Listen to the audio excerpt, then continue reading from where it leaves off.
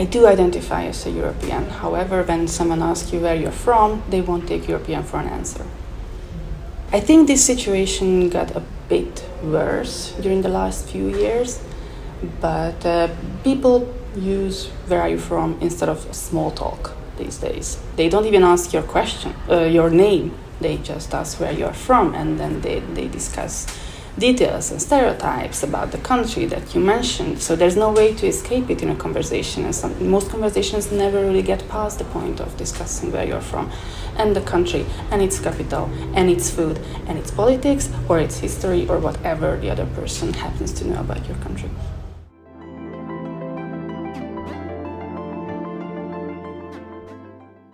I wasn't very young, but that was actually pretty formative. I visited the United States, touched down in Florida. I was looking at these big cars, big businesses, and everyone going about their way, and you realize that this state itself, Florida, is bigger than some of the countries we have in Europe. And if you want to start a business, that's already a bigger market than we can have. If you have any small, silly idea for business, you can get a 1% niche, and it still means enough people for you to make a living. You can't do that in a country of 10 million people, especially if they all, speak a separate language, and it's a very, very fragmented market. But then you keep thinking, and you realize that this is part of one of 50 states.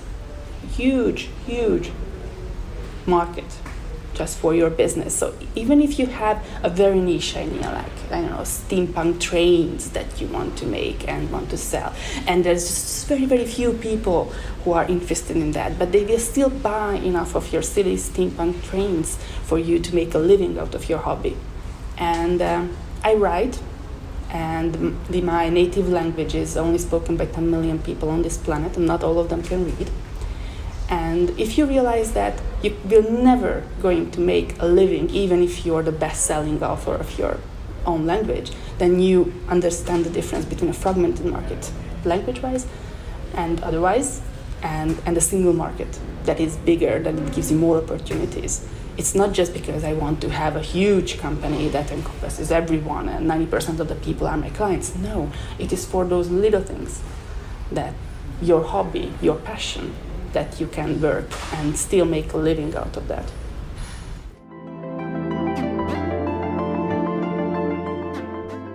The very poor reaction to the Crimean crisis. So Europe reacted to that test very poorly, and I think it will have a very long shadow in history.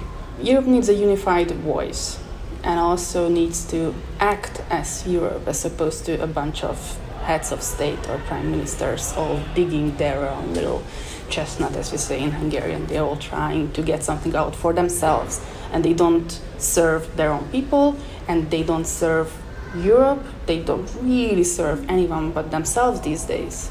So this is a generation of politicians who really not up to the task that they are presented with.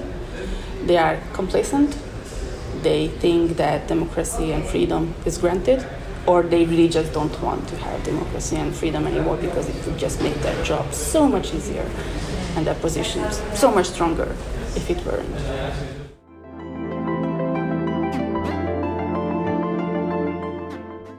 I don't know, the backlash against populist parties in Europe during the last elections, that was nice, but in truth, we don't really think in those terms. We don't think about politics as European. We think of politics as national, and all the countries treat their politics separately, and the Brussels level doesn't do a lot for people to feel European.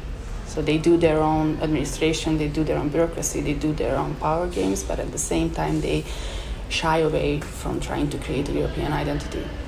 And they don't really act, as I said, as a unified voice, and therefore you don't really feel it as European history. You don't have that moment when Kissinger said whom to call in Europe. You don't have that thing that Europe did this in global politics and geopolitics. Europe doesn't do anything. They say that countries do things, which is also an odd way to say things, but we never say that Europe did something. If that would happen, that would be a great moment.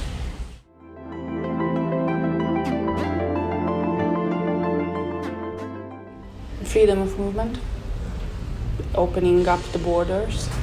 If you are from a country that has a recollection of closed borders, the Iron Curtain, or all these visa requirements, then you know the difference between having closed borders or open borders, as in within the Schengen zone.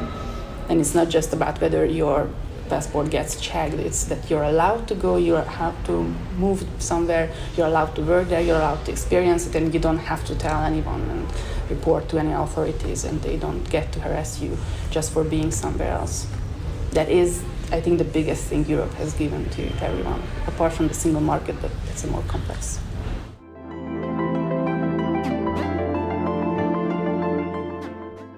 To have a single voice, to have a phone number, like Kissinger said, I would really love that to happen.